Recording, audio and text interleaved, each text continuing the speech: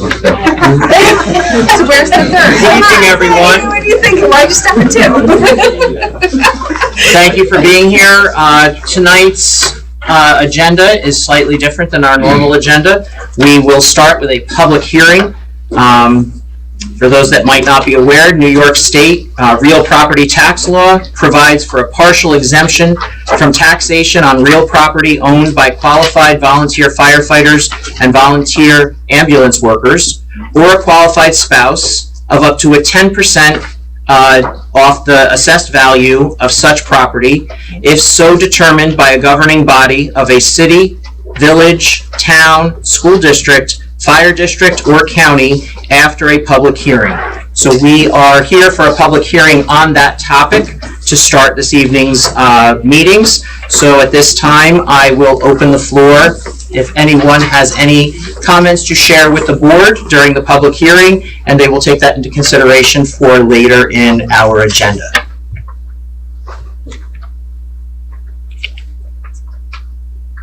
I'll go. Anyone? Great. Mr. Miller? My name is Peter D. Miller. I wear multiple hats in the positions I hold in the town. I work for the Highland Central School District as a Director of Operations and Maintenance and a Facilities Manager. I'm also the Fire Chief of the Highland Fire District, which provides emergency services and fire protection to most of the town of Lloyd. I've been a volunteer member of the Highland Fire Department, the Highland Hose Company #1, believe it or not, for 50 years, including being the District Fire Chief for 25 of those 50 years. I've invested about 40,000 hours in actual time completing administrative work for the fire district, not counting training, meetings, or actual emergencies. I've responded to somewhere around 15,000 emergencies. Some might say I have a conflict of interest. One, I think conflicts of interest are no longer have any validity because they are only brought up when discussing the opponent's point of view or responsibilities. We see this nationally and locally.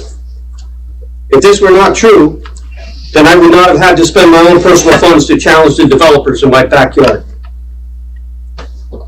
Two, my wife is not on any municipal board to vote on my conditions of employment, but could be. And three, I do my absolute best at any job I do for the best interest of the community, and many times this involves multiple entities at the same time. Shared services, they call that. So conflicts of interest that are not specifically prohibited by law are apparently not an issue. I own a home which is in the town of Lloyd, it's in the Highland Fire District, and it's in the Highland Central School District.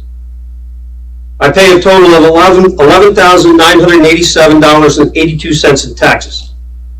I pay $7,673.56 directly to my employer, the Highland Central School District. The Highland Central School District benefits directly from my involvement in the fire department and from all the other Highland volunteers, 22 of which own homes in the school district.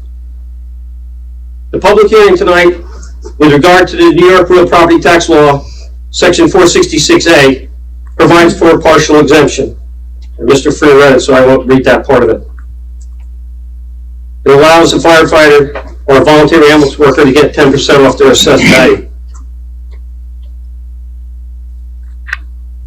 This law also requires that a minimum service requirement for each applicant be set between 2 years of service and 5 years of service. And also, to be transparent, there are provisions within the law for a lifetime exemption for people that volunteer that have 20 years of service. This law has been passed and is being implemented by New York State as an incentive to help fire departments increase recruitment and retention of volunteers. Every volunteer fire department needs members. The number of years of service as part of the law is important to the incentive proportion of the desire for its success. The quicker the exemption kicks in for the volunteer, the greater the benefit. 2 years should be the maximum requirement, as the average tenure of a volunteer firefighter in the United States is about 3.5 years. Of course, there are many of us that are stupid enough to have hung around for many, many decades. Volunteer firefighters. What is the difference with them and the other people who volunteer? This is nothing in opposition to those that volunteer anywhere else in the community for any other organization. It is absolutely great and important that people do volunteer in the community. This is just to demonstrate the differentiation of volunteer firefighters from other volunteers. Approximately 12,000 people live in the Highland Fire District. Only 46 volunteer as firefighters. Volunteer firefighters must complete a New York State Office of Fire Prevention and Control Firefighter 1 course to begin their career as a volunteer firefighter. This course is currently between 141 and 160 hours of training. This alone is more time than most people that do volunteer in a year. There are minimum attendance categories for fire alarms, meetings, trainings, and drills. Our volunteer firefighters responded 2,603 times in the last 6 months.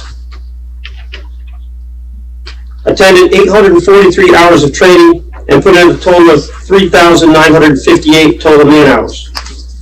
There were 236 alarms during those 6 months. None of them were scheduled in advance.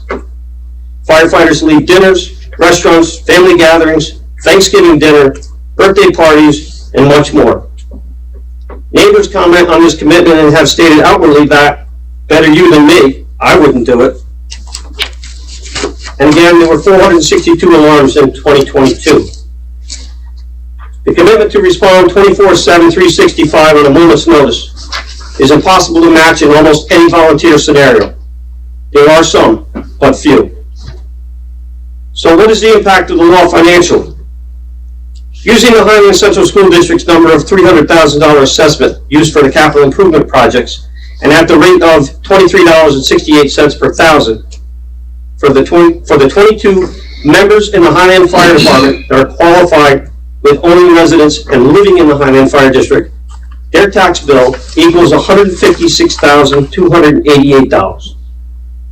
10% of that is $15,288. There are approximately 4,323 tax bills sent out for the Highland Central School District in the town of Lloyd and the Highland Fire District. 15,628 divided by 4,301 equals an annual increase of $3.63 per tax bill for all the non-firefighter properties. To highlight this, the Highland Fire District must meet a required number of responding volunteer firefighters to a structure fire. If we do not meet this number, it can affect our fire department's property protection class rating as developed by the Insurance Services Organization, a consortium that services insurance companies for the purpose of evaluating fire departments only.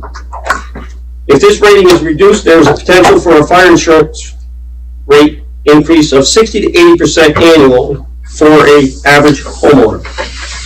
If the incentive for the firefighter improvement and retention is effective, the $3.63 increase is far more beneficial than a fire insurance rate increase. This incentive and any incentive for volunteer fire and or ambulance service personnel is critically important to these entities to be able to provide effective and professional service to their communities.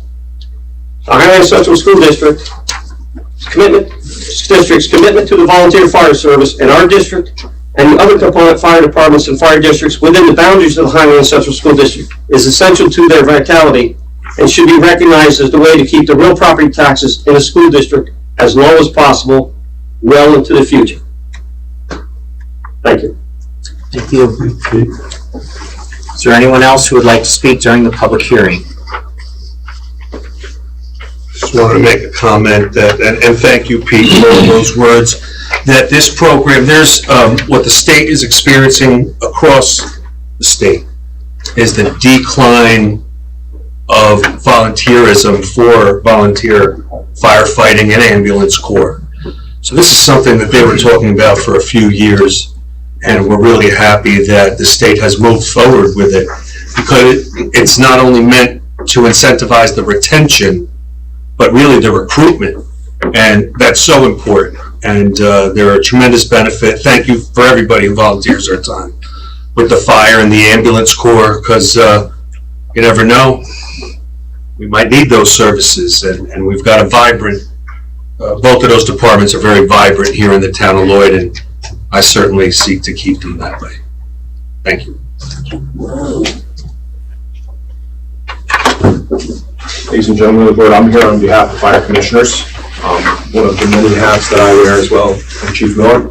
I'll answer any questions if you have any in the public hearing regarding the bill, or any questions regarding our training, our requirements, the amount of effort that our members have to put into the day-to-day of being a volunteer firefighter in the district. I believe Chief Miller summed it up perfectly. But if you have any questions, I would love to answer them for that aspect as well. Thank you.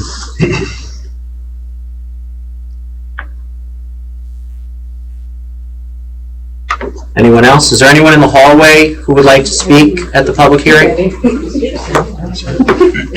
Seeing no others. Yes? No, we're good. Oh, okay. Move to close. Motion. Okay, that concludes our public hearing. So now we're going to move into our Board of Education meeting for today, Tuesday, February 23rd. I'll hand it over to you. Open the meeting. Heather? Do you need a second? Please stand for the pledge.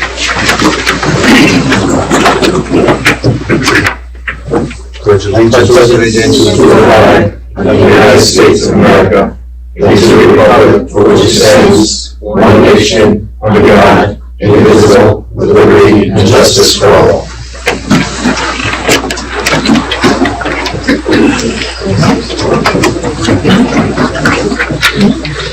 Thank you. Public comment. This part of the public comment will be for agenda items only. And please, when you come up to speak, give your name and try to keep your talk to approximately 5 minutes. Floor is open for agenda items only.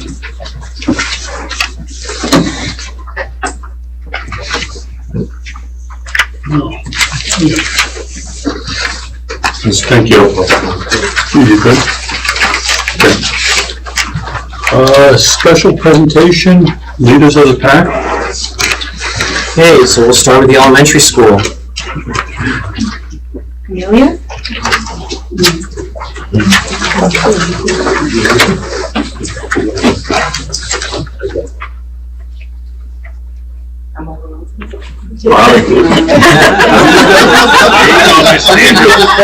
Nice job, Miss Samuel.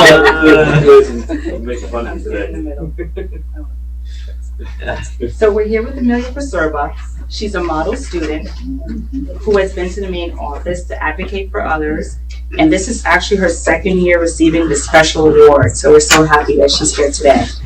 Ms. Hughes, the STEAM teacher, shared that Amelia is a very bright and determined student who always puts forth her best effort in class. Amelia is a great role model, and her peers often look to her for assistance. Mrs. Angelone, Amelia's classroom teacher, shared that Amelia is a hard worker and helpful in the classroom. She contributes many interesting facts to science and social study lessons. Coach S said Amelia is a fantastic student in PE. She does a wonderful job in class. Ms. Gallagher, the art teacher, said that Emmy is not only a model student and brilliant artist, but she's also one of the most thoughtful and kind students here at Highland Elementary. Her every action embodies what a leader of the pack is, and she cannot think of a student more deserving of the title. Emmy's respectful demeanor and dependability are part of what makes her a great student, but her curiosity, ambition, and creativity are part of what makes her exceptional. So for this, she is a leader of the pack, and we congratulate you.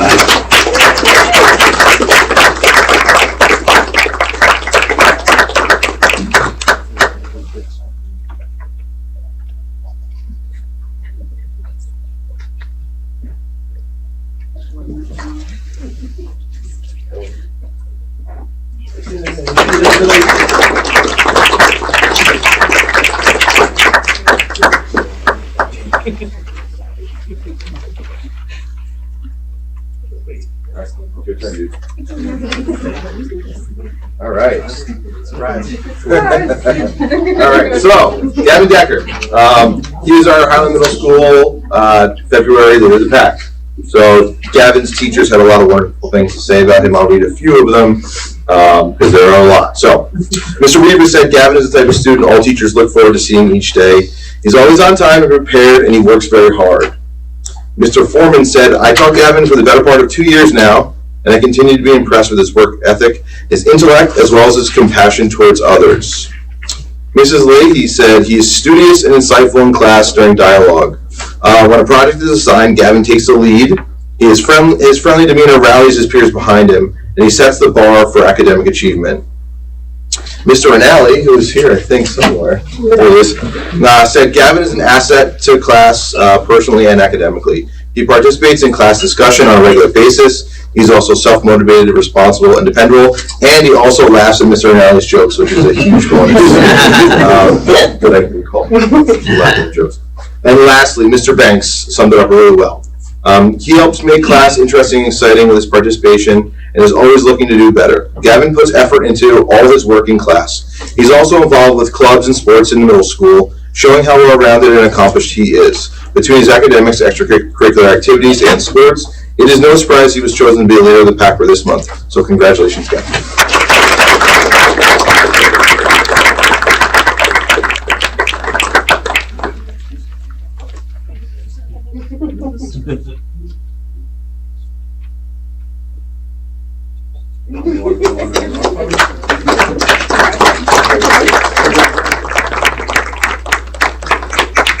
Idell did not know. We kept it a secret until Gavin got here today, so she'd be very surprised. That's fantastic.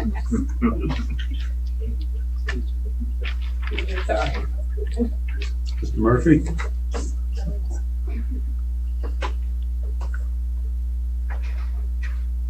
Good evening, everyone. So it's always very interesting. On every month, we have to reach out to the staff and ask them once we've decided who the student or leader of the pack is going to be, to receive accolades and things that the students are doing well and why they deserve to be nominated as leader of the pack. And we get these very lengthy emails of just tons of verbose information that we have to sift through and try to minimize so we're not here all night. So of course, many great things to say about the high school's leader of the pack nominee, Lena Tran. Our teachers are all very proud of her, as am I. Ms. Santagata added that Lena is consistently reliable, mature, diligent, and good-natured. Ms. Whiston says, Lena puts a smile on my face every day. She's positive, patient, and a leader who motivates everyone around her. Coach Geller said, Lena's someone I could always count on. Every day I get the chance to work with her makes it another day I know why I became a teacher. Mr. Rizzo, who's here this evening, right up there, added that Lena is incredibly motivated, kind, and sincere. Mr. Welch said that Lena is a dedicated and meticulous student who works very well with others. She makes me feel very confident about our country's future.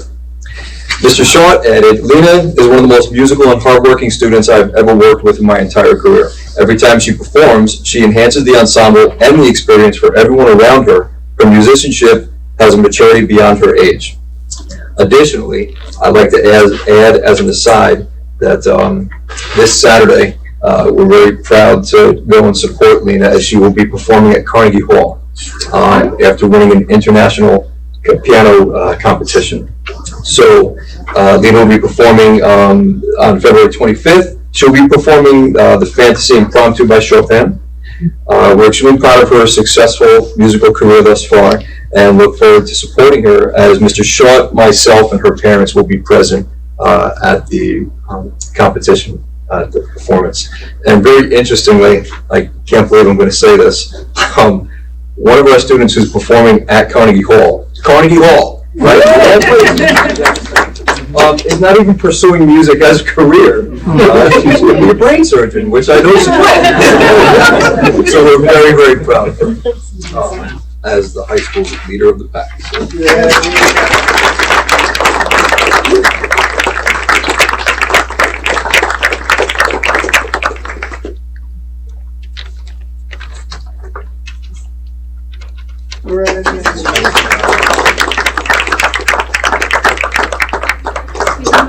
I think you need one more. You need one more, Mom.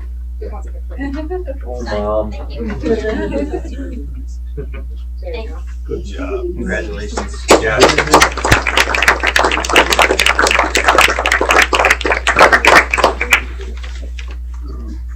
Budget development.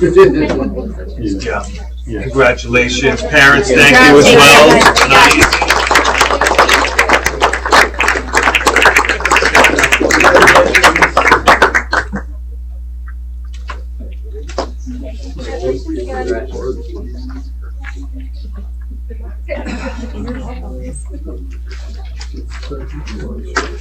Okay, budget development, Lindsay?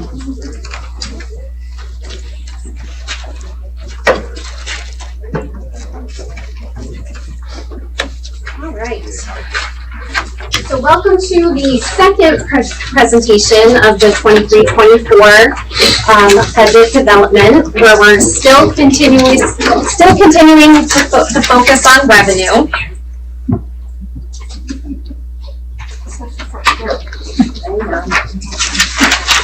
There we go.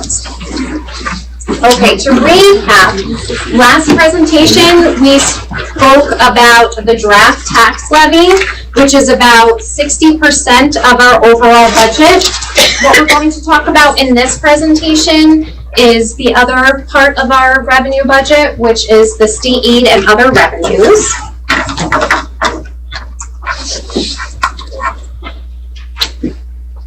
Okay, so this is the total budget as a whole, our revenue budget. It makes up of the tax levy limit, the state aid, which is the executive budget that the governor did release on February 1st, and our other revenue sources. The calculation of the tax levy limit. So in January, we had our first projected tax levy, which I put over on the side. Since then, there were a few changes.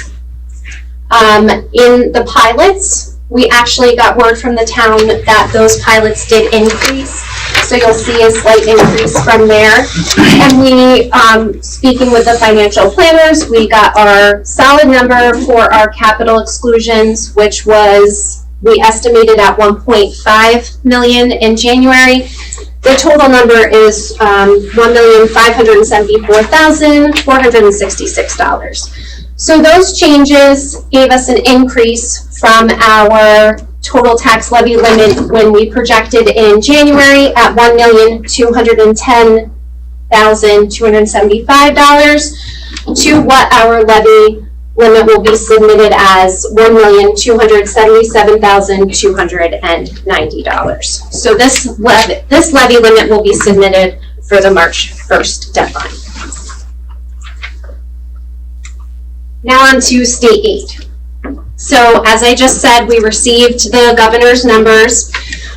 In this proposal, you'll see, or in this draft, you'll see an increase in foundation aid. Many of the other expense-based categories are experiencing either a reduction or an increase. And when we go over these slides, the executive budget proposal comparison is based on actual aid and the current year. So this is not necessarily equivalent of what was budgeted for, because again, it's a glimpse, it's a snapshot in time.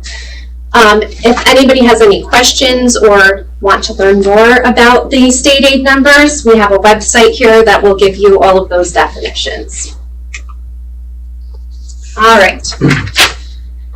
So again, this is a draft. So February 1st, governor releases. April 1st, the legislator will release their budget.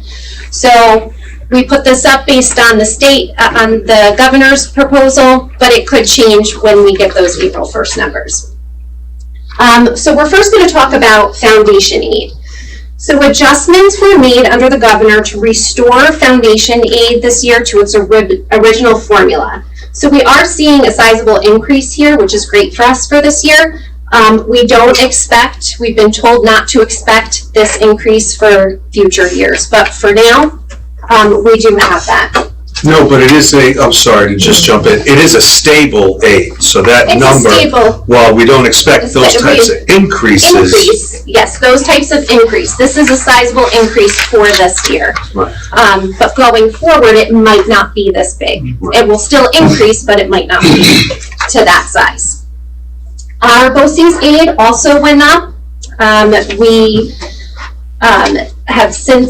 we see an increase in this since we have spent more through BOCES, as well as the capital project that's going on in BOCES as well.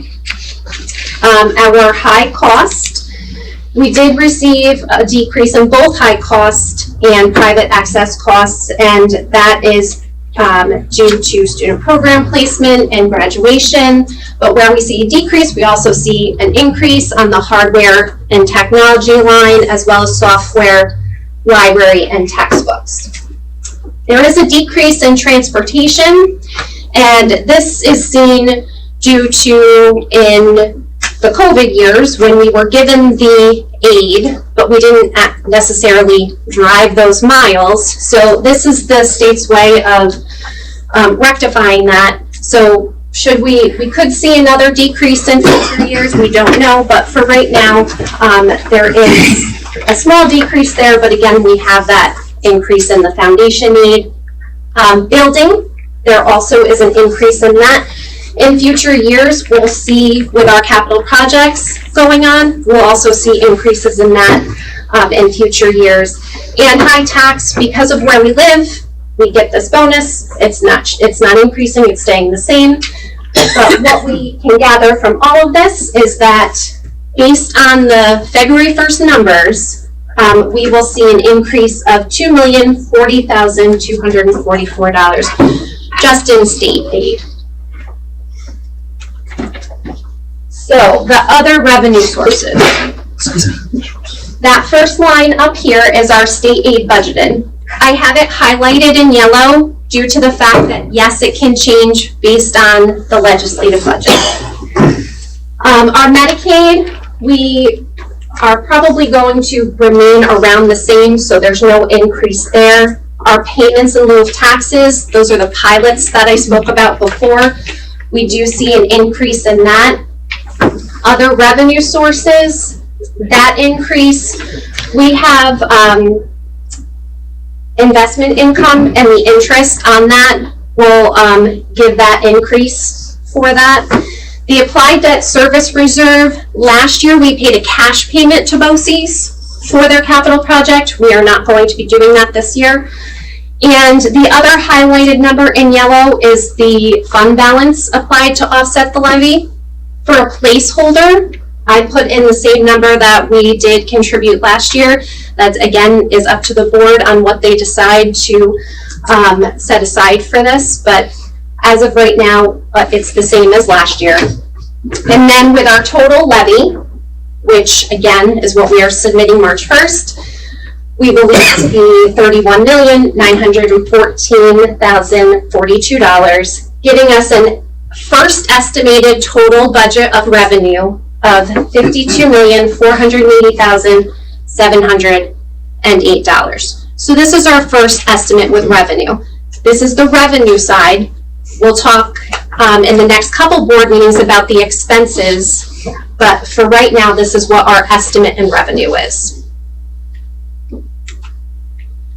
So this is not planned on our agenda for tonight, but because we have to vote on this for the March 14th board meeting, I just wanted to give you a heads up on this. Is for the budget referendum, the district is planning on purchasing 2 buses that are shown in this slide with a total proposition of $266,756. So just a heads up on that for our March 14th meeting. And again, our budget calendar giving us a list of everything that we have to come for this budget planning season, and that is it. Does anybody have any questions? It's nice to see that the referendum for the buses being that little it shows we're in a good spot. Well, I was gonna actually ask Tom, I'm glad you brought that. How's our replacement plan? This is in line with our replacement plan Yes, for buses? it's in the chronological order and in the, Okay. And normally you would get this slide at the next meeting, but the way our meetings got adjusted this year, we needed to present this evening so that you vote on it. you need to vote on it at the next meeting, so it makes the, I think it's a 45-day public announcement. I guess that was gonna be my question as well. With a low number purchased this year, it's not gonna throw us into another year where we have to increase significantly. Remember, there was a time when there was a lull in the Yeah. replacement. We said, grab another bus if we this can is do it. driven by the age. In a different year, this might have been 3 buses. Okay. All right. Small buses went up about 23%. 65 passenger buses went up 27%. So there's big numbers around that. When we looked at the fleet and assessed what we needed and where we were going, and that's the proposal. Sounds good. And I think when the original plan was created, obviously we weren't planning on COVID, so there were miles that were not put on buses. So we can make some smaller purchases and we will get back to a larger number in the future. Not as large as what hit us about 14 or 15 years ago. And that's just what to We caution won't, that's against not gonna happen. We will make sure that doesn't happen. The thing that drives us now, that's because our fleet is probably as big as it's ever been, is the demographics keep changing on what we gotta, and who we have to transport where. And this is creating a little bit of a problem with what do we gotta have in the yard.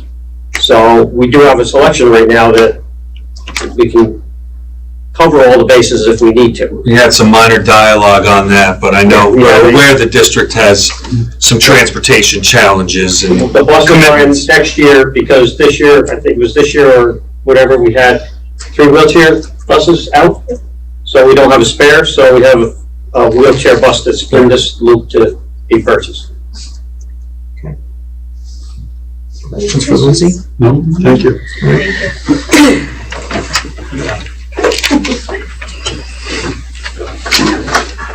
Okay, now we're at the consent part of our agenda.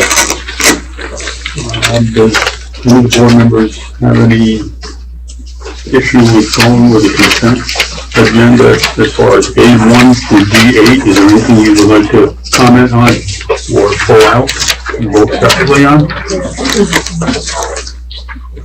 A1 through D8. I don't believe so, and I know we got our minutes on that.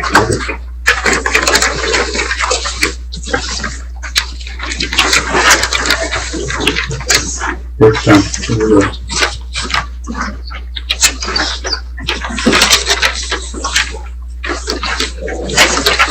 You good?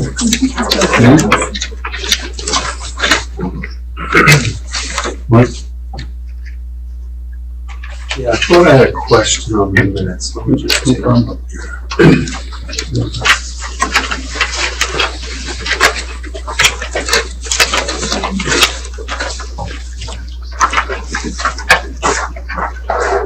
I'm all right, I'm good. Okay, can I have a motion, please? Janine? Second, Heather? Obviously, no discussion, all in favor? Aye. 4-0, so carried. Okay, so I would like to just recognize, I don't know if they're here this evening, but we do have 2 retirements to announce and thank them for their years of service, and we will do a presentation to them later in the year. But Kelly Nelson, our school counselor at the high school, is retiring at the end of this school year with 20 years in the district. And Dave Cunningham, a science teacher at the high school, again, June 30th with 27 years in the district. So I think a round of applause for this.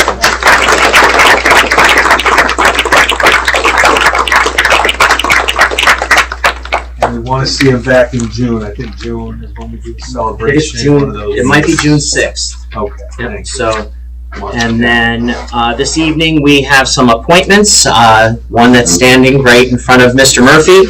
I'd like to welcome Brandon Opitz to the district, and Brandon will be our new high school assistant principal, so welcome aboard.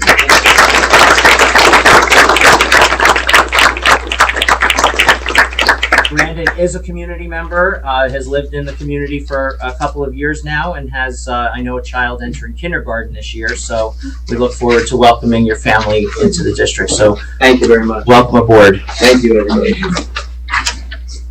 Let's see, I think I saw Francine. So Francine was appointed for our after-school program at the elementary school. So thank you for being here this evening.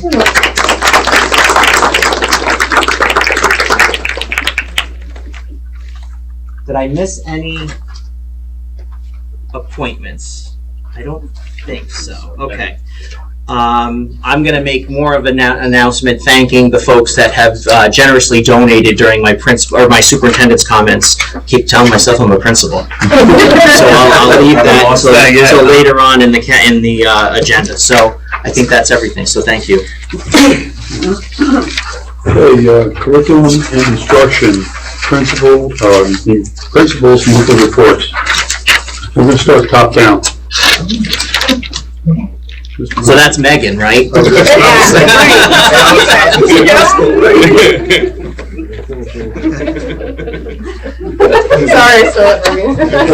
Actually, I'm gonna start. Good evening, everyone. No additions to my principal's report. I just wanted to add that the PTSA are the ones responsible for these chocolate bars in front of your seats that read "What's a Hershey bar?" and has a nice little slogan on there for each of you as part of board recognition. So that's from the high school PTSA. Thank you so much. Since we're appreciated, and I do like, if no board members, I'm a big on detailed. So if you flip it over, a board member, patience, dedication, enthusiasm, and passion are the ingredients, guys. So thank you so much. Very much. Thank you. Any questions, Will? Thank you. Oh, good, thank you. Good evening. I just have two additions. The first one is a flyer. Our HMS PTA, who also is responsible for the plaques frames that you have on your tables, is doing something a little different this year. They're trying a fundraiser with Little Caesars. So here is the QR code. You can pass those along. Yes, ma'am. Thank you, sir. This was also sent out to all the parents within the middle school, but you can also get one to make pizza kits at home, breadsticks at home, whatever you like. It's pretty cool. And the last edition is, I know a few weeks ago the high school mentioned a student, a senior, Sana Omandi, who published a book. Ironically, she has a sister, and her sister also just won an award at the middle school. So Nia Amandi is a 7th grader that has a passion for writing poetry. Nia entered an original poem to the Young Writers Through Their Eyes Poetry Contest and has been chosen for the publication in showcasing young writers. Poems were selected based on imagination, creativity, and use of language. Nia worked on this on her own time, and we are proud of her hard work and incredible talent, and I can guarantee you this is not the last time that we're going to hear about Nia in the future regarding her work. I do have a copy of the poem that she wrote, so you guys can see that as well, and I think she is going to be featured on our social media. She's there already. She was, okay, so we put her up today, so we're really proud of her, so I just wanted to highlight that. Any questions or anything? It's just a comment. The Star Lab looks very exciting, so Yes. thank you to those staff members. You know, it's risky and it's a scary thing when you bring in some of these new technologies. You want it to go right, but you know, we want to support those folks who do that, so thank you so much. Yes, Ms. Harris went to a training through BOCES on how to run the lab itself, and then we actually have some people coming in to learn from her.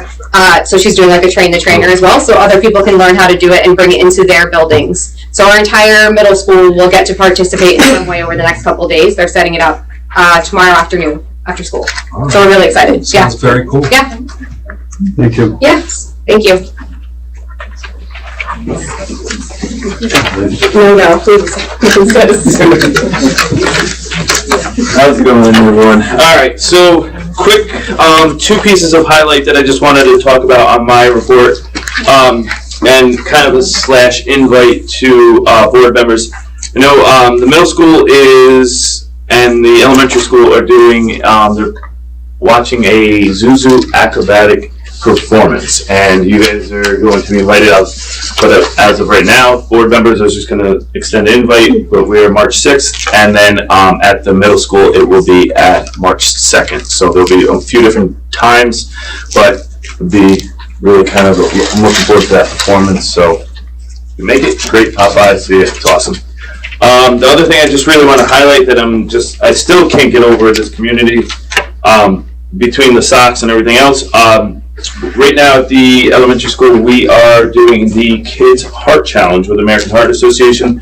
We set a goal that I did not think by any stretch of imagination. We went up a significant amount over last year, and I was like, there's no way that we're going to be able to do this. I was already prepared, because some of and I'll pass these out, because when they asked what I would be willing to do if we met these goals, I said, well, listen, we're not going to meet that goal, so I'll sign up for pretty much anything you throw at me. And as you can see on this flyer, the kids are able to vote for Skip.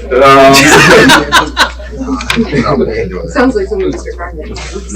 Oh, yeah, they tried to get me. So, anyways, let's just say the students more than turned out for this. And the parents and everything else. We have donations from 16 different states. We are over our we crushed our goal already, and we're not over yet. But we are over $1,500 over what we set as our goal. What was the goal? Sorry, what was the goal? Our goal was $8,000. We're to this day we are at $95.86. Wow.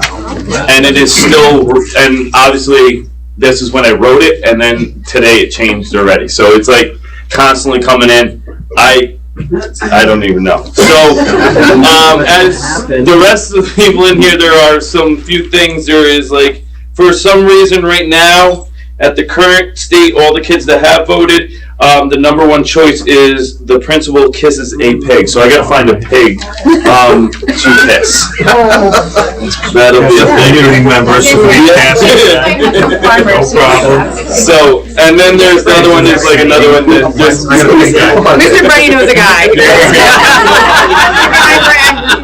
Maybe I shouldn't have mentioned this in this forum. I'm looking out for you. Yeah, exactly. Trying to help me out. I was thinking of stuffed pig, but I guess now we're doing the real thing. All right. So I wanted to just say thank you to everybody. Questions, comments. Just a comment, I see you got a big tasting plan for this week, so that looks fun and interesting, just taking that off of your report. And just wanted your intervention strategies team and the meeting there's some comments there around a data dashboard program, and I didn't know, do we use School Tool here, is that what we use? So School Tool has a data dashboard, so I don't know if you have that turned on for students. Yep. Some good data there, but, all right, thank you. Thank you. Okay, director's monthly report. Does anybody have any questions for any of the directors that are present? What if I have a question for a director who's not present? I'm only teasing. Just transportation department, thank you, Pete. The buses, 97% passing, and we know that's always a challenge, and we're in a regular school year, so maintenance and those passing inspections are very, very important. Everything else looked really good, and we're getting rid of some technology equipment. No other comments or questions? Thank you all. Pete, I've got a question for you. We've received all our buses from last year and any other maintenance vehicles, or some sort of... Absolutely not, right? Vehicles are a crazy headache. The 65 passenger bus we ordered last year was built, sent to factory, they're gonna pick it up. The Suburban that we ordered from last year's referendum is being built this week. It's all on back order, is that? Yeah. Wow, okay. We have, 2 Ford pickup trucks that are supposed to be built, unknown when. We have a extended frame, dual wheel, 3500 Chevy that for maintenance utility vehicle that is being built. sometime between now and mid-fall. Don't know when that's gonna be, and, we were trying to buy a 5,500 or a 550 dump truck to replace the 2006 International.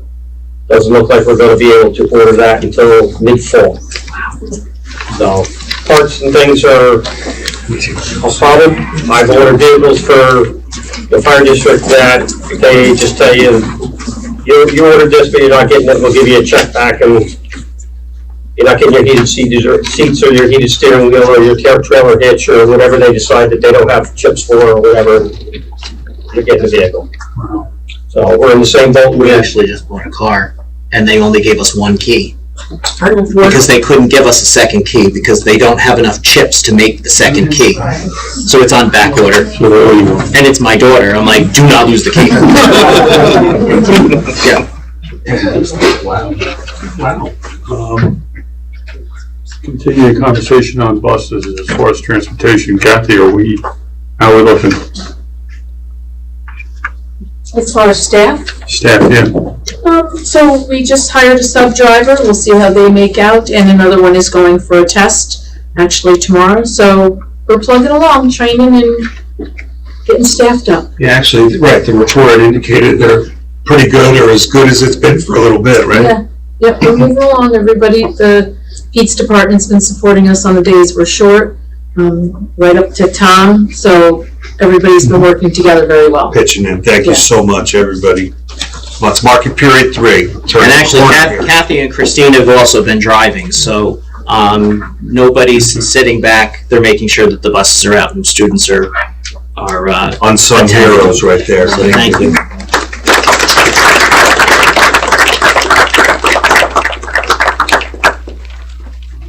Any questions for any other director?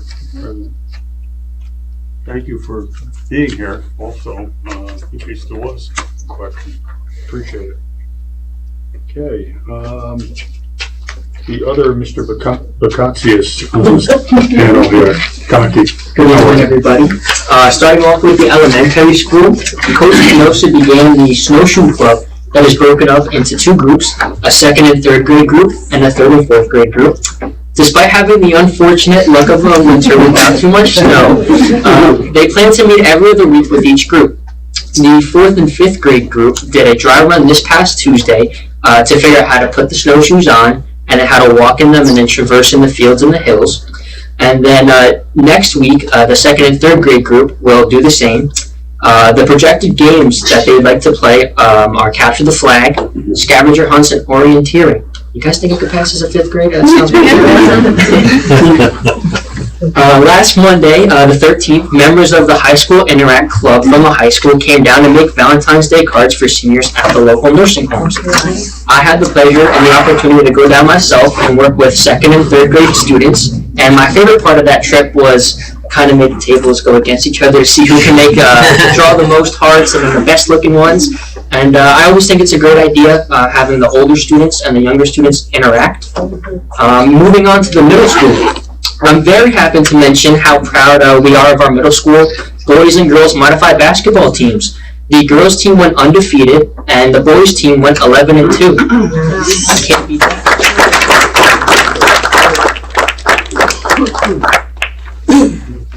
And then Miss Geiger's French class to celebrate Mardi Gras today in school. Students have been preparing for and learning about the many traditions of Mardi Gras over the past couple weeks. Today, the students ended up bringing their classes to life in school. Students made masks, Mardi Gras floats, t-shirts, and dressed up in traditional ways to celebrate. Students were very proud of their work and were excited to show off to other staff and students. Moving on to the high school. This past Thursday wrapped up another successful year for our high school ski club. Students attended Catamount Ski Resort on the border of New York and Massachusetts a total of 4 times. And despite not having a lot of fresh snow, we did our best, and I know I certainly had a lot of fun. This past Friday, we had a guest speaker come in and talk to students of all grades regarding being safe and responsible on the internet and the consequences of not doing so, which nowadays is extremely important. The 2 biggest takeaways that were conveyed during the assembly was that not everyone you meet online is your friend, and the digital footprint will last forever, and to be smart with what you say, do, and post online. Extremely important for all of us growing up now in these times. Section 9 coaching legend George St. Lawrence will be coming in to speak next Tuesday after school to all interested athletes. Coach Saint began his career in 1981 at Warwick Valley High School, where he spent 34 years as a coach, teacher, principal, and athletic director. Coach was a founding member of the New York State High School Football Coaches Association in 1992, and since 2009, he has worked on player development, scouting opportunities for collegiate seniors, and free agent players worldwide. It's quite the resume.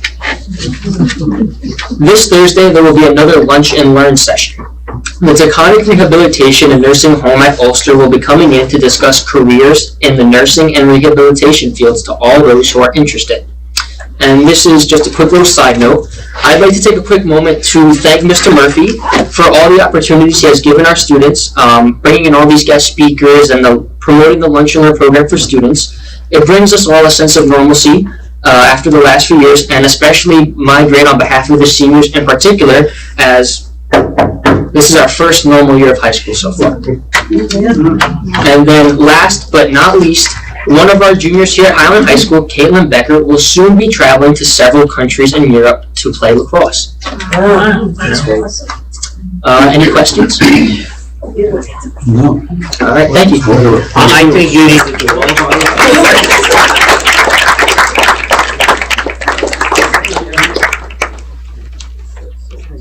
Assistant Superintendent of Human Resources and Pupil Personnel. Yeah, I got to follow him. Thank you.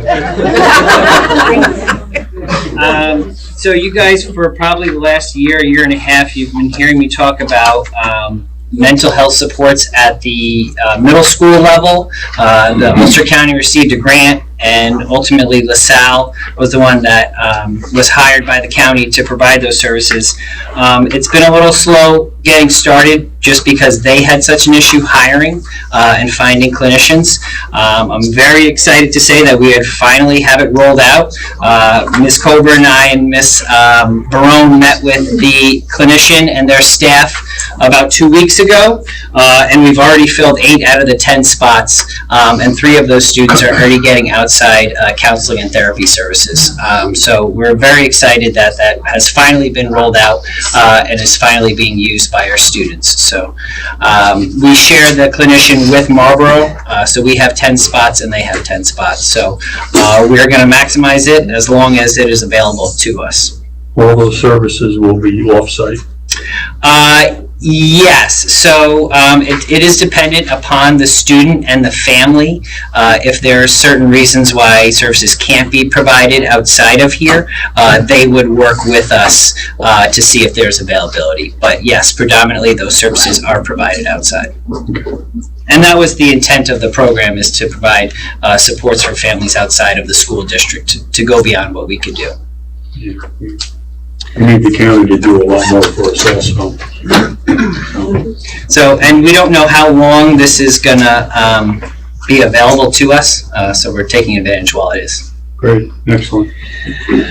Reporting wise, we submitted our PD report, which the state asked us to look at the time our staff spends working with students with disabilities. This is one of those compliance reports that we have to submit throughout the year. Our second quarter IEP progress reports were sent via the portal last week. We are currently collecting our second quarter homeschool reports. Those are get dragged out a little bit more, tracking down some of those families to get those reports in. Over the last few weeks, I've met with all the special education teachers to discuss upcoming annual review meetings, review their caseloads, and over the next few weeks, they're going to be sharing their recommendations with families, and then ultimately decisions will be made at the CSC table as we plan for next year. The Staff Diversity Subcommittee has been working on a recruitment video. So last year, we put out a survey to staff asking them what makes Highland great, and a few other questions, and we took those results and compiled them and created a storyboard. The idea is that we're going to put out a video to use on our website and to use when we're recruiting new applicants, and to try to show them all the great stuff that we are doing here in Highland. So we are very excited that we are finally at the stages of starting to film.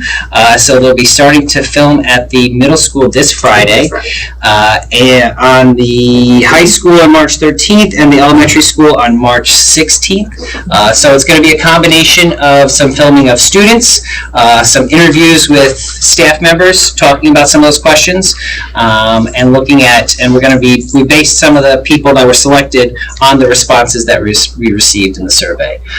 So we've been working with staff at Ulster BOCES, they're video specialists, so they'll be coming into the school over the next few weeks to start that. So we're excited to finally see some fruition come to this that we've been working on for quite a while. And lastly, although it's only February, we're looking at our planning for summer services. Our services in our department do go year-round, so we are already planning some of that. I'll be working with Kathy and her team for some of the transportation requirements that we will have for some of those summer services. And Medicaid reimbursements, we're still in a healthy spot with that? Yep, so I think I don't have those in front of me right now, but yes, they were projecting on an increase over last year. Good. Thank you.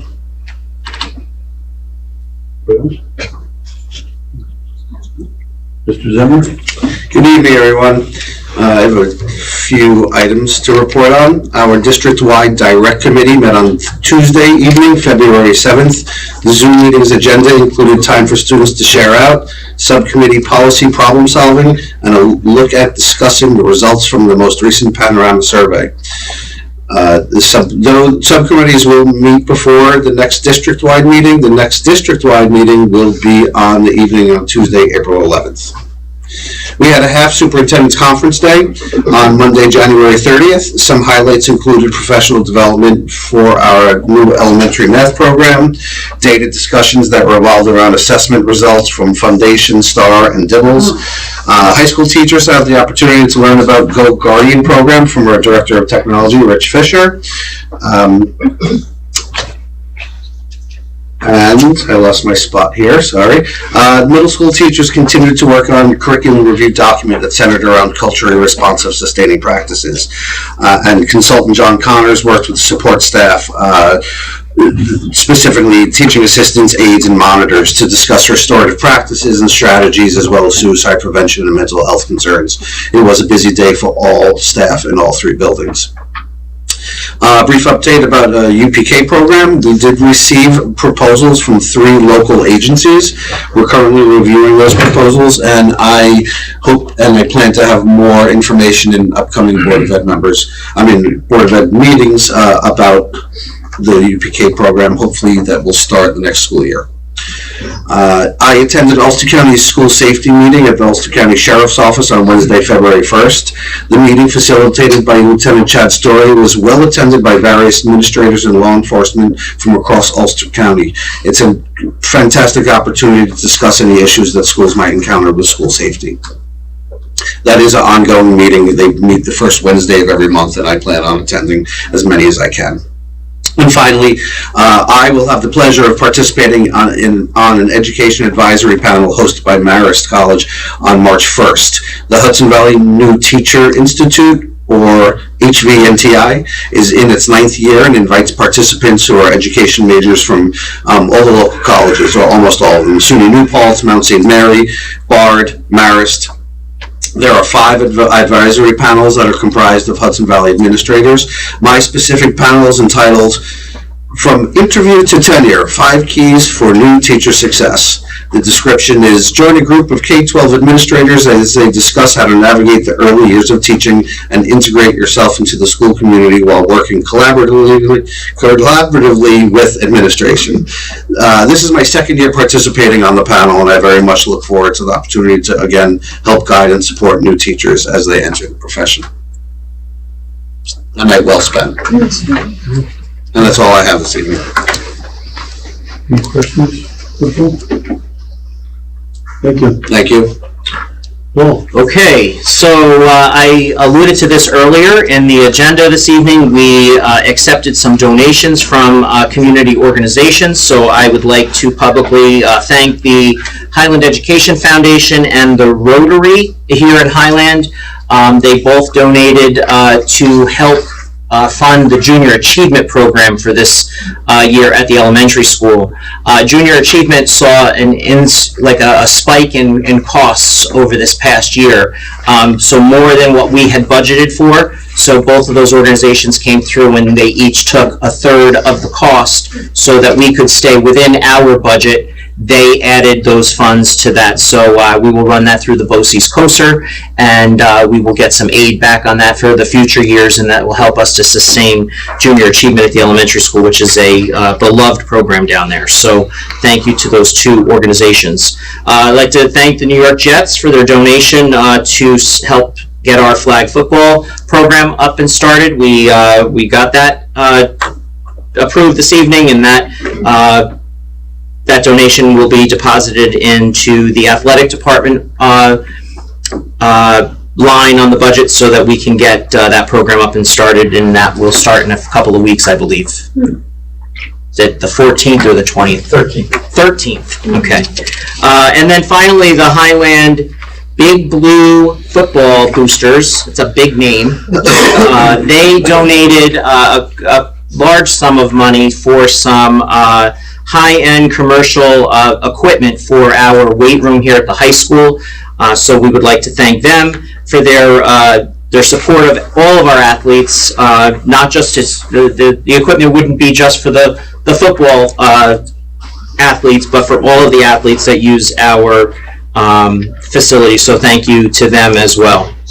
Just a question, Mr. Freer, is that specific equipment? Like, have they identified? Do we know what we're... They have identified, and we actually had to make sure that it was, it's not just equipment that you would go to, let's say, Dick's Sporting Goods and buy, that we would buy for our home gyms. It had to be of commercial grade to fit within our insurance policy. So a lot of work was done over the last couple of weeks. Mr. Miller did a lot of research, Mrs. Idell, and Mrs. Gemmel as the lead on the football boosters, making sure that equipment was stuff that we wanted in our gym, but also fit within what we're allowed to have in a school setting. Janine, thank you. I just want to thank Pete and Lindsay because they helped tremendously over the past couple weeks. So thank you. I know you're sick of my emails, but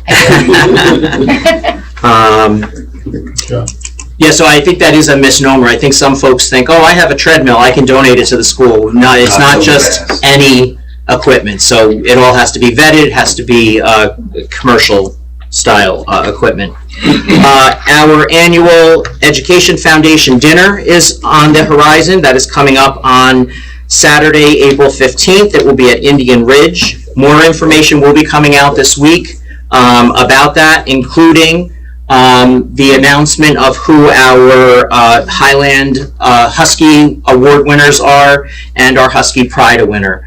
So they'll be posted they will be honored at that dinner, and those names should be out this week and with bios and pictures on our website. So stay tuned for that. I know the board is aware that a couple of meetings ago, I'm a new superintendent, so I walk into a meeting and I automatically get elected to become a representative to some committee. So now I am part of the Mid-Hudson Catskill Council of School Superintendents. So we meet a couple of times a year.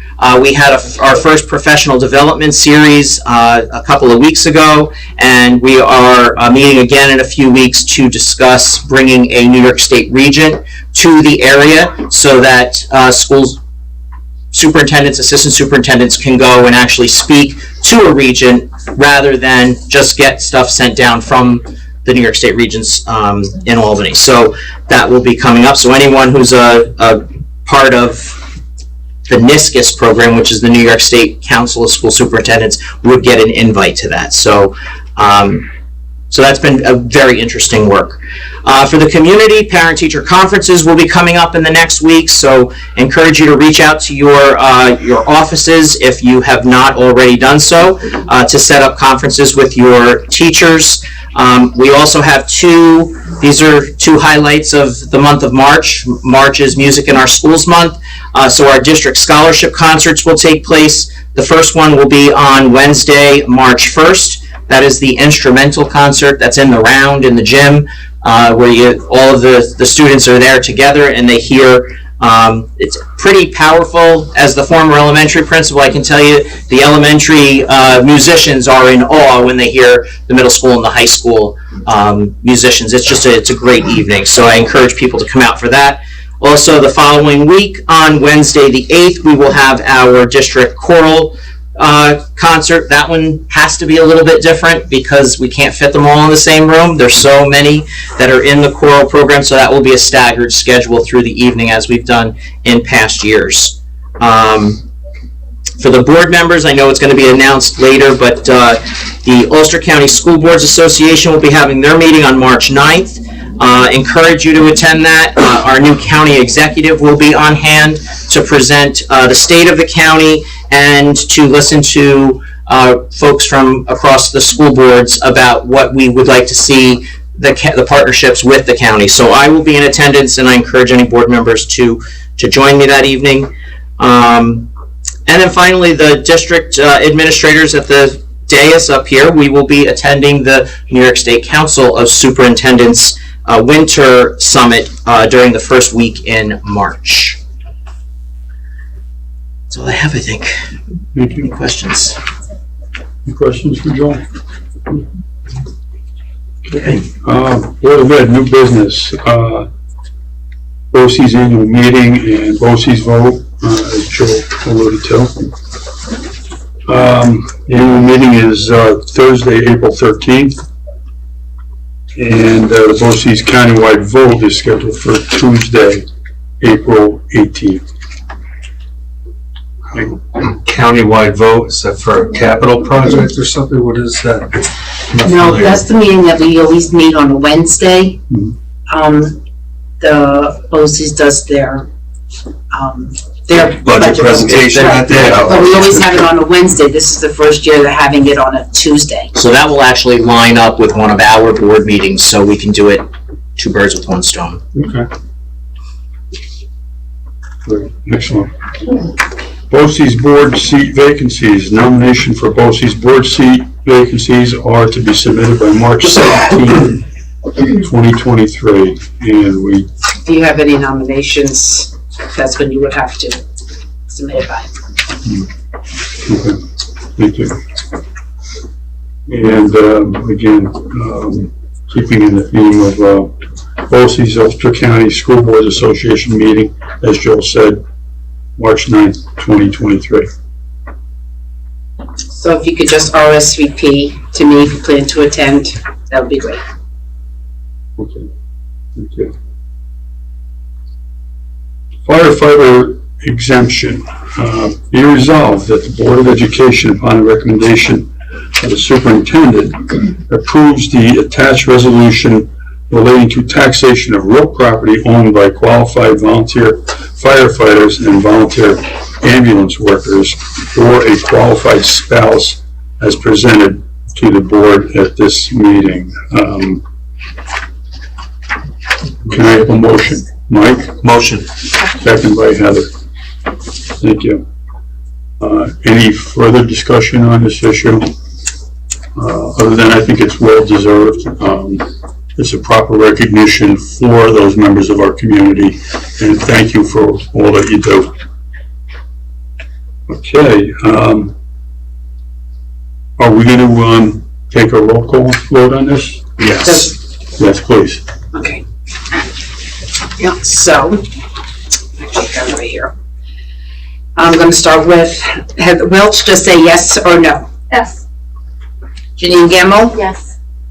Mike Bakaxias? Yes. Tom Miller? Yes. All those in favor? Aye. 4-0, excuse me. Thank you.